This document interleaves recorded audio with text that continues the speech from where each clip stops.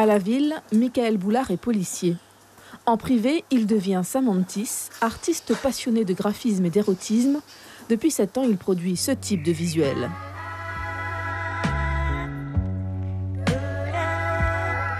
Il retravaille des photos confiées par ses modèles. 95% sont des femmes plantureuses, des femmes matures qui ont vu leur corps changer. Par le biais d'un contrat, il leur garantit un total anonymat. L'artiste affirme que ses réalisations les aident à s'accepter.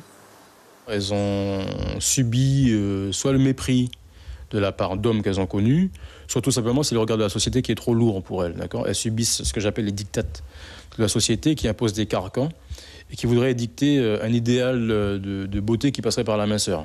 Et puis le simple fait de prendre des photos d'elles-mêmes, de me les envoyer, que je les travaille, c'est un travail supplémentaire pour elles.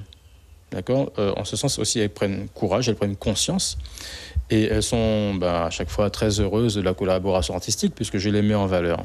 Samantis réalise l'essentiel de son travail grâce à des logiciels installés sur son téléphone portable.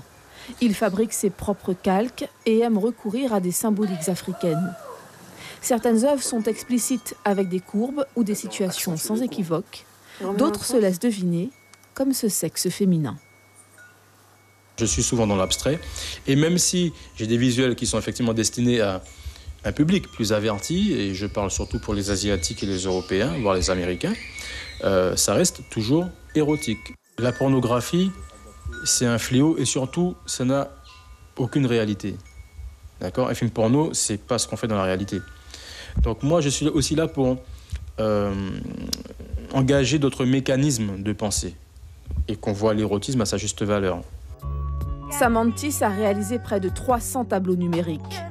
Il en a fait imprimer 3 pour démarcher des salles d'exposition en Guyane, sans succès pour l'instant.